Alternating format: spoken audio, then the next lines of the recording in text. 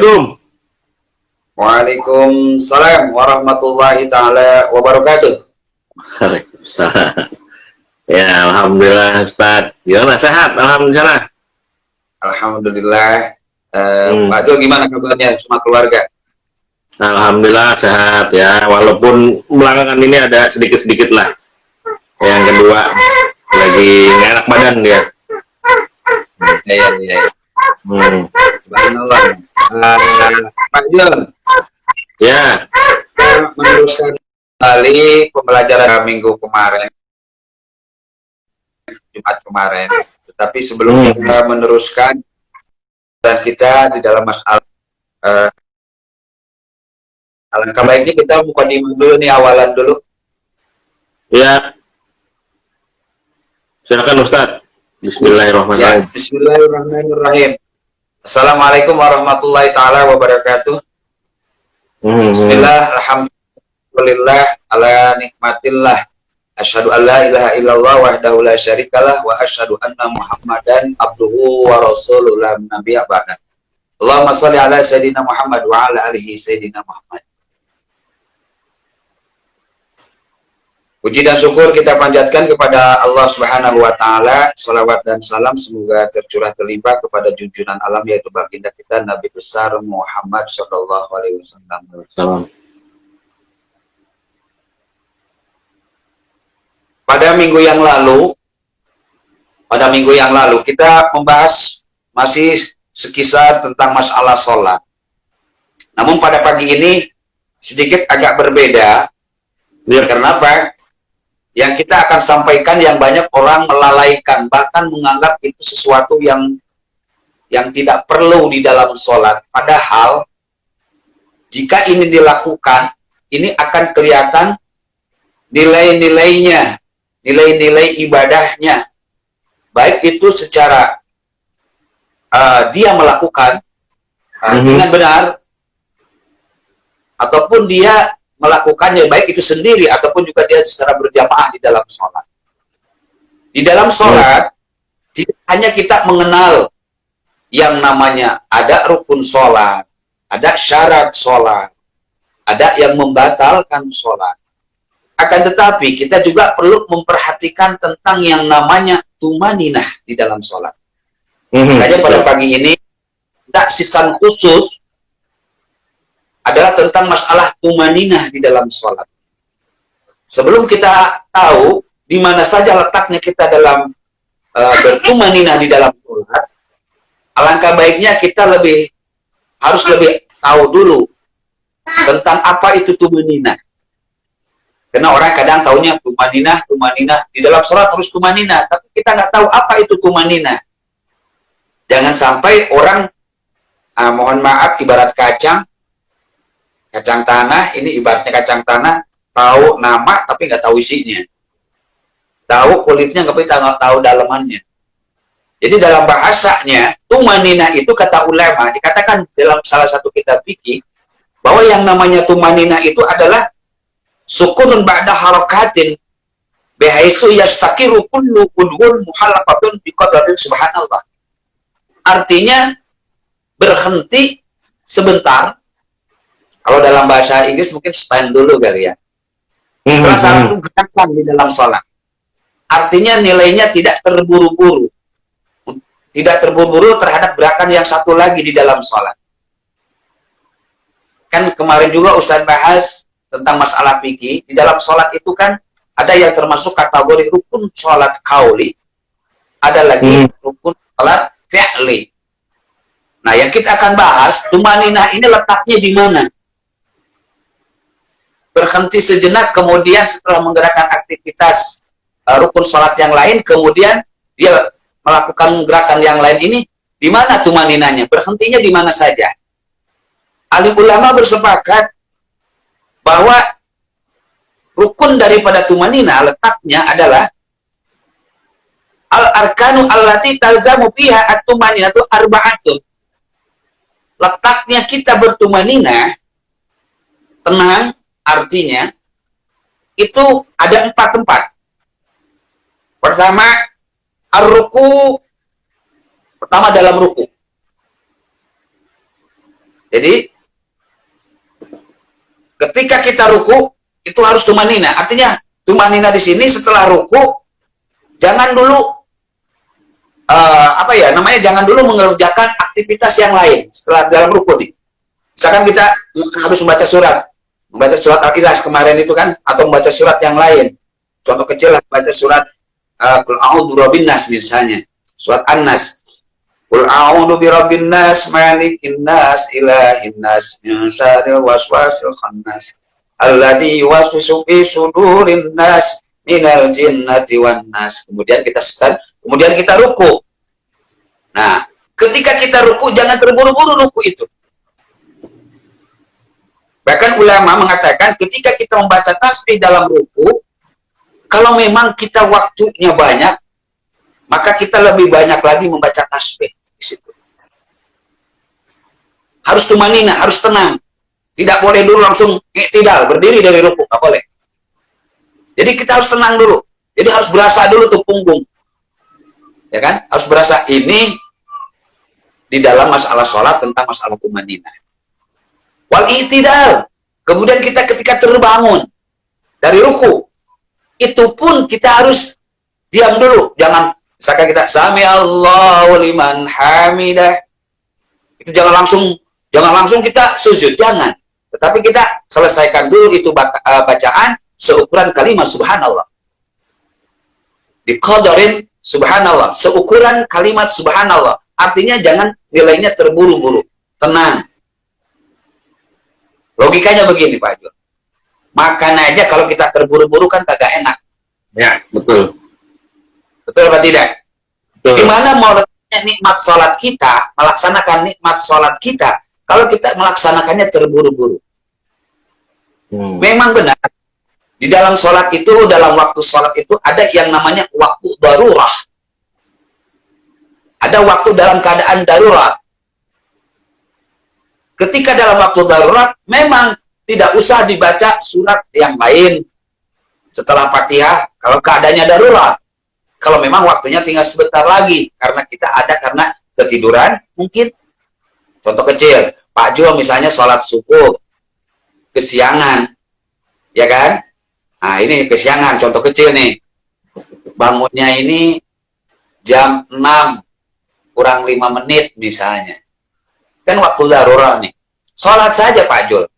Kalau memang malamnya bukan habis gaple, bukan habis nongkrong keluar, lain lagi.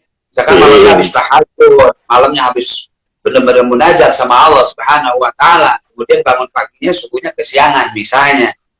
Dalam kondisi waktu darurat itu, kita hal yang fardunya saja, yang rukunnya saja kita laksanain. Di dalam membaca tasbih tidak usah banyak-banyak. Tetapi yang kita akan bahas sekali lagi pada pagi ini, nanti insya Allah itu dalam season konten yang lain kita akan bahas tentang ada waktu darurat, ada waktu makrah, ada waktu zawalul karohah, ada waktu tumai, ada waktu fadilah. Nanti kita akan bahas itu. Waktu itu dalam setiap sholat itu nama waktu itu keutamanya seperti apa. Nanti kita akan bahas di season konten yang lain. Tetapi kita perhatikan dulu di dalam sholat yang orang banyak melalaikan dan nilainya terburu-buru. Padahal waktu sholat masih panjang. Waktu sholat masih banyak, tetapi kita kesannya terburu-buru. Yaitu yang namanya tumanina. Kata ulama lagi, wasujud. Dan ketika sujud, ketika kita sujud, itu tidak boleh kita terburu-buru. Jadi harus tenang sujud. Misalkan kita nih habisnya tidak, kemudian kita sujud. Allahu Akbar. Kemudian kita membaca tasbih. Kita itu nggak boleh terburu-buru. Kita harus dalam keadaan tumanina, harus tenang. Kalau kita tidak melaksanakannya secara tumanina, kita tidak mendapatkan keutamaan dari Allah Subhanahu wa Ta'ala. Makanya di dalam masalah sholat ini kita perlu tahu dulu. Kenapa kita perlu tahu tentang masalah ilmunya sholat? Karena yang kita khawatirkan, berapapun kita, sodakoh kita, berapa kali pun kita berangkat ke tanah suci, berapapun kita berbuat kebajikan, jika sholatnya kita lalaikan, apalagi sampai tidak tahu ilmunya, maka itu di mata Allah semua amalia yang lain itu adalah, mohon maaf, jika sholatnya kita lalaikan, jika sholatnya kita tidak melaksanakannya, apalagi tidak tahu ilmunya, ini semuanya sia-sia. Makanya kita perhatikan masalah sholat ini. Tapi sekali lagi, kita ngebahas pada pagi ini adalah tentang masalah tumanina dalam sholat yang orang banyak melalaikan. Apa karena mungkin dia tidak tahu, atau mungkin kitnya dia tergesa-gesa? Pantas Allah udah mengancam di dalam Al-Quran bahwa yang namanya neraka awal itu bukan untuk siapa-siapa, tetapi bukan untuk orang yang melaksanakan sholat. Sholatnya yang mana? Tidak hanya melalaikan secara waktu, bisa saja dia nilainya adalah bahwa sholatnya dia dilaksanakan dengan buru-buru. Ya, betul, betul. Kemudian lagi kata ulama, wajulusul baina sajdataini. Kemudian kita ketika sujud, kemudian kita duduk. Artinya sujud, duduk di antara dua sujud. Ini pun di dalam kita terbangun di antara dua sujud, duduk di antara dua sujud, maka itu harus dalam keadaan tenang. Contoh, misalnya kita habis sujud nih, habis baca tasbih, kemudian kita duduk.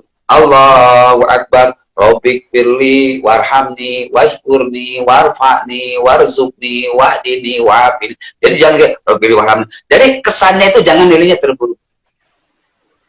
Baginda Rasulullah SAW mengatakan bahwa sesuatu yang dikerjakan dengan cara berburu-buru, dengan cara terburu-buru, itu pada hakikatnya adalah bisikan setan dan suruhnya setan. Artinya, itu adalah perintah setan. Jadi kita dalam melaksanakan hal segala sesuatu, itu jangan melaksanakannya dengan cara terburu-buru.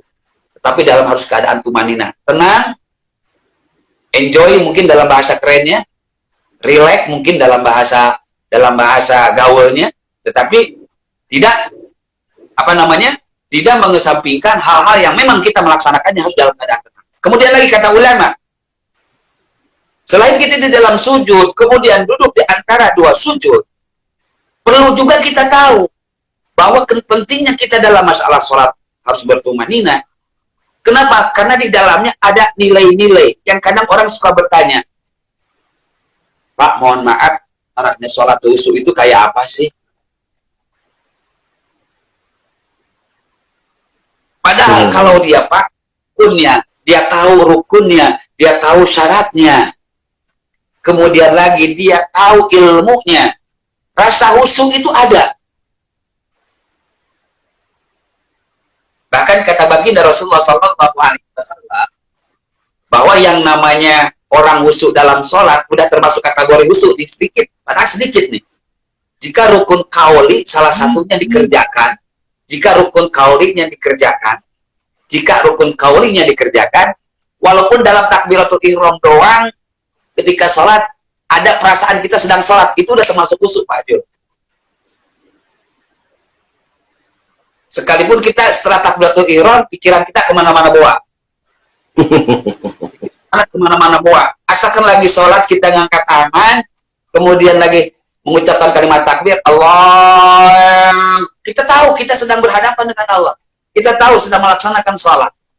Maka sesungguhnya, itu kata Rasul, sekalipun cuman begitu, itu kategorinya ada termasuk khusyuk. Cuman mungkin khusyuk tingkatannya aja. Kenapa? Kalau seandainya kita ini khusyuk semuanya, Masya Allah. Apalagi, ya amat sangat sulit memang. Tetapi kalau kita tahu tentang ilmunya, sedikit banyak pertanyaan dalam diri kita. Bagaimana sih sholat khusyuk itu? Jika memang ilmunya sholat kita tahu, kemudian mengamalkannya, insya Allah sedikit banyak tentang kehusuan dalam sholat, kenikmatan di dalam sholat itu kita akan rasakan. Amin. Dan untuk belajar itu semua, kita belajar setelah mengetahui ilmunya semua, maka coba belajar kita sholat, melaksanakan, jangan dulu sholat fardu lah, jika memang itu berat. Sholat sunat, ketika mau mencoba, bukan sesuatu yang mencoba itu kan tidak ada salahnya. Sholat sunat misalnya, kita rasakan ketika sholat tahajud malam. Kita ketika sholat malam, kita pakai tuh ilmunya sholat semua. Yang kita tahu, takbiratul ihramnya kayak gimana, kemudian lagi sujudnya, rukunya kayak bagaimana, kemudian lagi tumaninahnya kayak bagaimana, sujudnya bagaimana, duduknya bagaimana, kita pakai semua. Itu ada satu getaran yang sangat luar biasa. Apalagi kalau kita melaksanakannya di dalam sholat fardu 5 waktu. Sholat sunat aja, kalau kita pakai itu luar biasa nikmatnya Pak Jun. Ya mungkin barangkali nanti untuk rekan-rekan kita, saudara-saudara kita yang melihat live atau juga melihat di YouTube di Kopiah Pagi, jika itu semua dilaksanakan, sholatnya dilaksanakan sesuai dengan ilmunya, sesuai dengan apa yang telah dituturkan oleh baginda Rasulullah Sallallahu Alaihi Wasallam, apa yang diajarkan oleh baginda Rasulullah Sallallahu Alaihi Wasallam, maka untuk pertanyaan bagaimana cara khususnya sholat itu akan terjawab sudah. Ya, ya. Ya kan? Baginda Rasulullah Sallallahu Alaihi Wasallam mengatakan bahwa yang namanya sholat ini adalah sebagai kuncinya. Sholat ini ibarat bangunan adalah sebagai pondasinya. Jika semua bangunan tanpa pondasi itu tidak akan bisa berdiri. Begitu juga amalia kebajikan kita. Kita punya amal kebajikan seberapa banyak pun itu kebajikan. Jika kita melalaikan sholat, maka semuanya adalah sia-sia di mata Allah Subhanahu wa Ta'ala. Ya Pak Jul, barangkali sebelum Ustaz meneruskan pesan konten pagi ini tentang masalah tumaninah di dalam sholat, barangkali ada yang perlu ditanyakan atau mungkin saja ada yang kurang paham dan tidak mengerti, silakan untuk bertanya. Kira-kira tumaninahnya itu berapa detik Ustadz? Atau hitungan? Ya gimana? Kira-kira tumaninahnya itu berapa detik ya kira-kira? 5 detik, 10 detik kira-kira? Tumaninahnya untuk tumaninah ini ulama mengatakan biqadrin subhanallah. Jadi seukuran lisan kita membaca kalimat subhanallah. Berapa detik tuh? Berapa detik tuh? Kan nggak lama kan? Sebentar doang itu. Nggak lama. Tapi orang tuh kadang, masya Allah dah, lalai banget dah. Jadi seperti, ya kan gini, kadang-kadang orang makan, istirahat di dalam satu pekerjaan, 1 jam kurang. Ya. Tapi kenapa ketika kita berhadapan dengan Allah yang memberikan rizki kepada kita, itu 5 menit kayaknya lama banget. Bahkan kita sholat jujur aja, itu 5 menit udah kayak 1 jam rasanya. Bahkan kita suka sholat ini, orang belum beres wudhu, kita udah beres sholat. Masya Allah ada. Ini di mana nanti letak nikmatnya kita sholat. Jadi sholat ini hanya dianggap sebagai sesuatu yang menurut dia hanya menghilangkan kewajiban saja. Padahal kalau dilaksanakannya dengan lillahi ta'ala, kemudian dikerjakannya dengan tidak tergesa-gesa, kemudian dipakai semua ilmunya, itu akan berasa nikmatnya sholat. Imam Ghazali di dalam kitab Ihya Ulumuddin pernah mengatakan bahwa sesungguhnya dosa manusia itu ibarat seperti debu dalam kaca. Imam Ghazali di dalam kitab Ihya Ulumuddin mengatakan sesungguhnya dosa manusia itu ibarat debu di dalam kaca atau cermin. Maka cara membersihkannya dosa itu adalah dengan melaksanakan sholat 5 waktu. Maka kotoran yang ada, debu yang ada di kaca itu kan harus dibersihkan. Karena debunya itu yaitu sholatnya itu kalau di dalam kita masalah dosa. Betul. Adalah salah satu khabar dikatakan bahwa sesungguhnya ada malaikat yang melihat kita setiap hari apa yang kita lakuin, Pak Jo. Jadi apa yang kita lakuin? Misalnya gini, Pak Jo. Di waktu duhur, kita habis sholat duhur, pulang dari masjid, kita ngambil sendal yang bagus. Tadinya kita dari rumah bawa sendal yang jelek, datang ke masjid, ada sendal yang mahal nih, ya kan? Ada sendal yang mahal. Kita tuker aja deh, ya kan? Itu kan dia habis sholat duhur berjamaah tuh. Itu asar sama malaikat tidak dicatat dulu tuh. Suruh berubah dulu pikirannya. Kalau dia berubahnya positif, tidak dicatat tuh kejelekannya dia. Kalau dia berubahnya secara positif, tapi kalau berubahnya secara negatif, begitu dia tukar itu sendal yang jelek jadi bagus, datang ke rumah, dia pikirannya begini, nanti gua mau ke masjid lagi dah, asar, siapa tahu ada yang sendal lebih bagus lagi, gua tuker lagi nantinya. Itu baru dicatat sebagai amal kejelekan. Ini mohon maaf, hanya sekedar contoh aja. Tetapi kalau misalkan dia pulang ke rumah, dia berpikiran, kasihan banget ya, itu tadinya dia punya sendal bagus jadi jelek gara-gara gua tuker, kasihan banget, nanti asar gua ke masjid lagi, siapa tahu dia ke masjid lagi, saya tuker lagi aja. Nah, itu sholatnya dia menjadi penghapus dosanya dia. Ini nilai-nilai kebajikan yang gak berasa. Dan insya Allah di dalam kitab Takriban kalau nggak salah dijelaskan bahwa sesungguhnya ada beberapa hikmah yang terdapat bagi orang yang suka melaksanakan sholat yang sesuai dengan koridor-koridor ketentuan-ketentuan yang diajarkan oleh baginda Rasulullah SAW.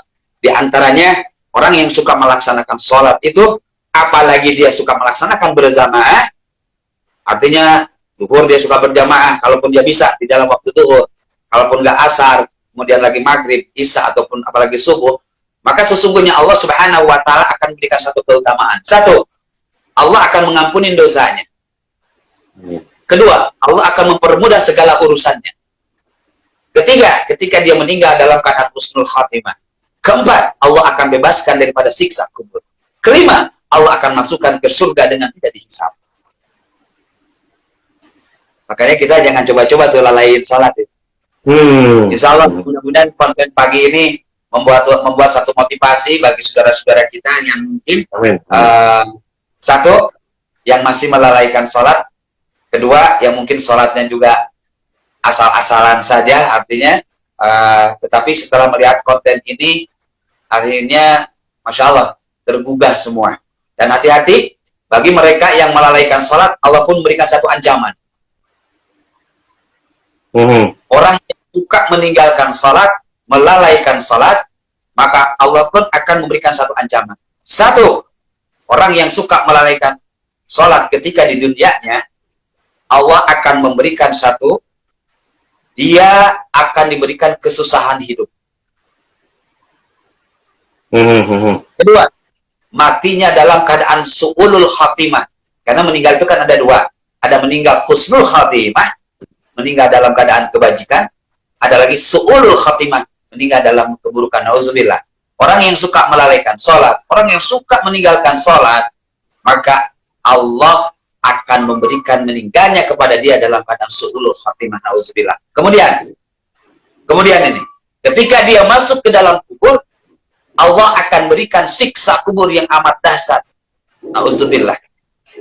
Bahkan dalam salah satu hadis Rasulullah SAW, bagi mereka yang suka melalaikan salat, Allah telah menyiapkan, mohon maaf nih, Allah telah menyiapkan siksaan kubur berupa ular dari neraka, namanya Sijalul Aqra. Nauzubillah, summa numindah.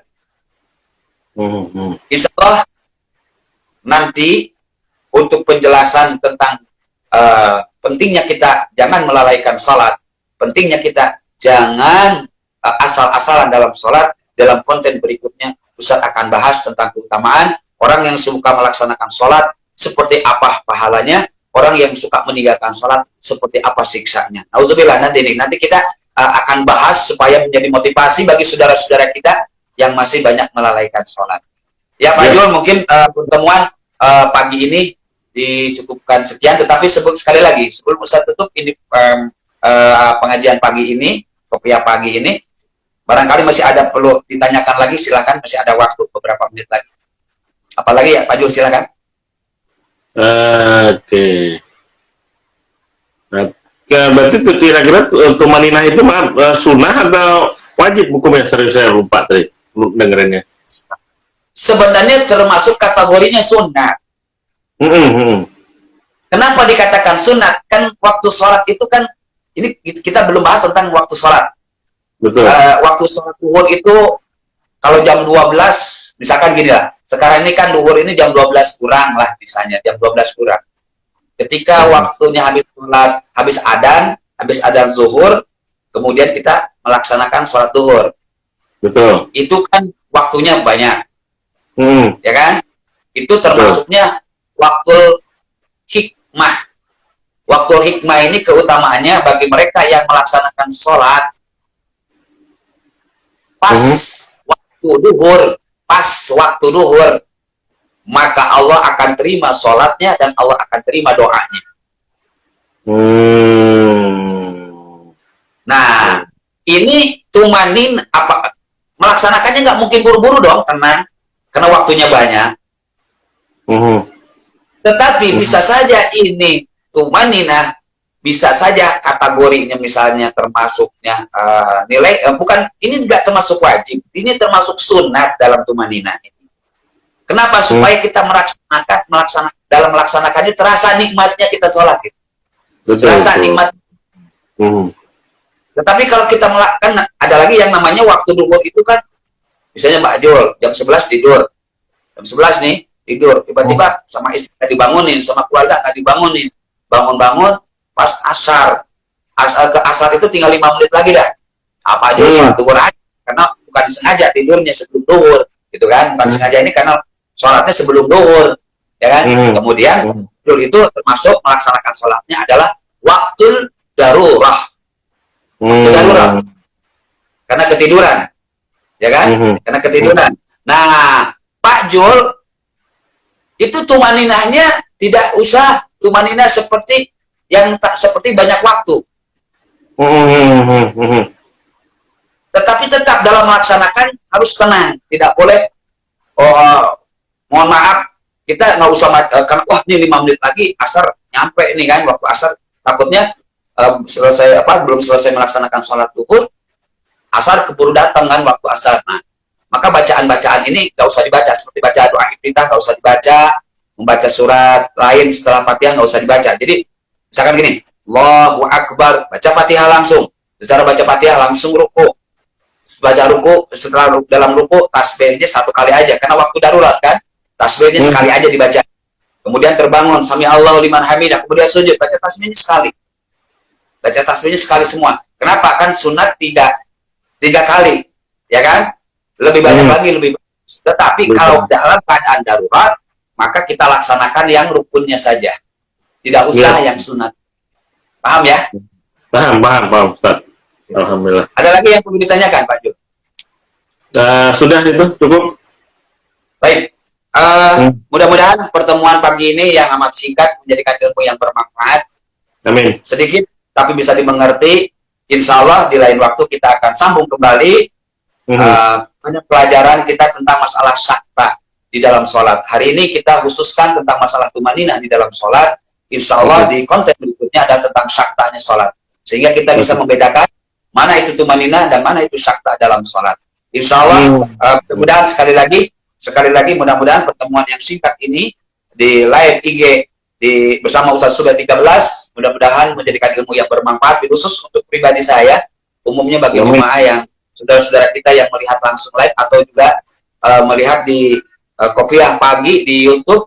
Tapi jangan lupa tidak hanya ditonton tapi dicerna ilmunya dan dimanfaatkan dan diamalkan ilmunya, dan juga tolong bantu subscribe dan juga untuk di-follow dan di-share kepada saudara-saudara kita, dan ini menjadikan amal ibadah kita yang tidak berasa, baik amaliyah kita di dunia untuk bekal kita di akhirat. Mudah-mudahan sekali lagi pertemuan pada pagi ini menjadikan ilmu yang bermanfaat. Amin ya Allah ya rabbal alamin.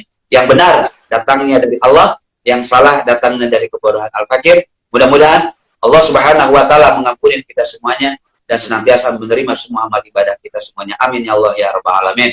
Ya Pak Jul, kita tutup dengan doa konten pagi ini dengan kifaratul masjid. Subhanaka Allahumma wa bihamdika asyhadu an la ilaha illa anta astaghfiruka wa atubu ilaik. Bila bismillah, wassalamualaikum warahmatullahi taala wabarakatuh. Waalaikumsalam warahmatullahi wabarakatuh. Terima kasih Ustaz. Ya, sama-sama. Waalaikumsalam warahmatullahi taala wabarakatuh.